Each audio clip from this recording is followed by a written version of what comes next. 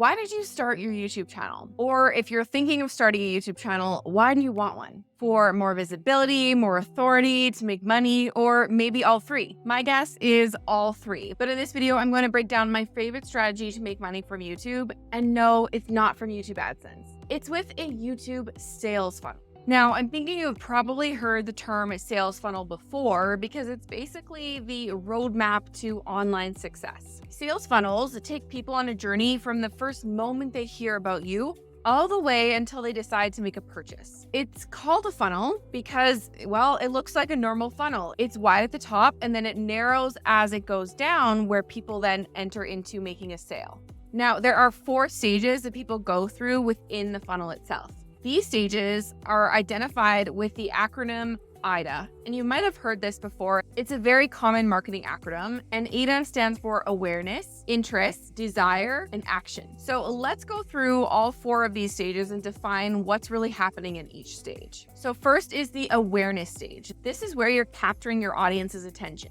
It's the very top of the funnel, and it's the first way that people hear about you. Next is interest. So once you've caught someone's attention, you need to get them curious about who you are, what you do, and what your products and services are all about. The next stage is desire. And this is where you really need to create a desire for your products and services. You need to show your audience why they need it and why they need it specifically from you. Finally, this brings us to our last stage, which is action. And this is where you need them to take action, whether that's downloading something from you, buying something from you, or signing up for a sales call with you. Now, these are the stages that are involved inside of the sales funnel, or the customer journey that someone takes as they're working their way down through the sales funnel with you. But in terms of the mechanisms or the things that are involved in creating a sales funnel, these can look very different depending on your goals and your strategy. You can include things in a sales funnel like upsells, downsells, tripwires, and so on to increase the profitability of your sales funnel. But I would recommend adding these things on once you really understand the concept of a simple sales funnel. So in this video, I'm going to cover a simple YouTube sales funnel and something that I recommend and I teach my clients to start with at the beginning so that they can make sales and grow their email list. So let's go through this simple YouTube sales funnel together.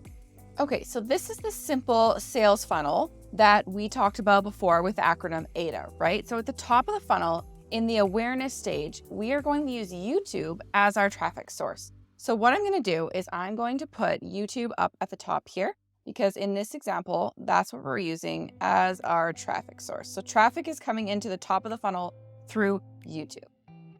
This is how we're first going to capture our audience's attention. Now, once we have their attention, we need to pique their interest, right? Because that's the second part of the sales funnel. We want them to learn more about us and what we have to offer. And this is where the landing page of the sales funnel comes into play. So this here, switch colors here to keep this easy. So the awareness stage would be the videos, right, on YouTube. This here would be the landing page. And this landing page could be many different things, but for this simple example, I'm going to say it's like a simple opt-in page for a free resource. And that free resource could be a mini course, could be a checklist, it could be a video training, a swipe file, and so on. So I'm just going to put here, so we know this is going to be an opt-in, right? Opt-in with a freebie, okay? We basically want this freebie to be something of value that piques their interest and will continue your relationship with your new lead once they've entered into this sales funnel. On this landing page, in the interest phase, you are going to ask for some information from your lead in exchange for that free resource. So this could be as simple as their name and their email address. Now that they're on your email list in this interest phase, we have a new lead, right? This is awesome. This is the first part of the sales funnel. It's done. But how do we take them from a lead all the way to the action stage, right? Which makes them a sale. Well, that's what brings me to the next part of the funnel, the sales page, or the desire part of this AIDA framework. So here we are is the sales page, okay? There we go. Here we need to convince this new lead that they need our offer, that we are the person that they need to work with. And that could be with a webinar, it could be a challenge, it could be a sales call, or it could be just a simple sales page like I have written here. Again, this is going to look different depending on your business here. So here, I'm just going to put a little note that can say webinar, challenge, sales page, okay? So something to continue that relationship, to build that desire. So for this example, let's say it's a sales page talking about your offer and why they need it. And this is where your action step will be as well. You want them to take action and purchase your product. So you're building desire, right, in this sales page that's going to make them take action, which is where the money is, right? They make a purchase. But the reality is that not everyone is going to purchase right away. And that's why it's important to continue to nurture and provide value to your new leads through your emails and through your content. When it comes to your emails, it's important to not go for the sale right away. Instead, you want to warm up your new lead, tell them about your offer, tell them how does it work, why do they need it, showcase some benefits, how it's going to work for them, show them some testimonials and so on, and then go in for the sale. So over here, I'm going to just take another color here and say, okay, so now on this interest phase, right, we have a new lead. So I'm just going to say new lead over here. Mind my horrible writing. And now if they don't necessarily, not every single person is going to go right into the desire or the sales page and right into the action, right? So then we need to continue to send emails, email sequence that we just talked about, right? Where we are providing them more information, showing them testimonials, showing them the benefits, all those different things. So then it can then go back into this action step. You can also add extra steps into your funnel in the desire stage, like we talked about here, like webinars, challenges, and so on, to increase that desire before sending them again from the webinar back to the sales page.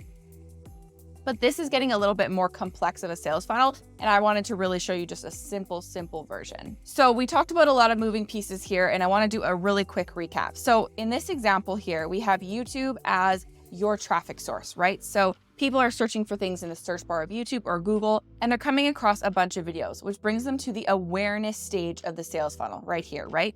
That's where they find your video.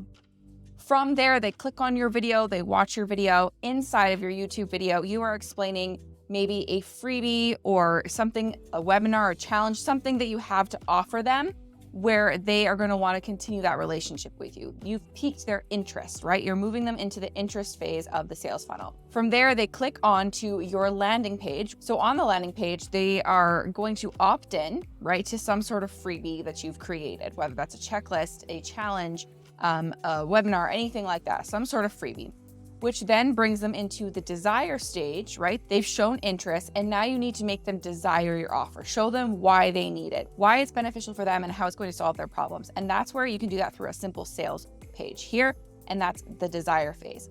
From the desire phase on the sales page is where you're going to ask them to take action, right? And that's where that purchase comes into play. So that is the very simple basis of the sales funnel. Now, there are a couple other things that we can put into play here to make this a little bit more complex.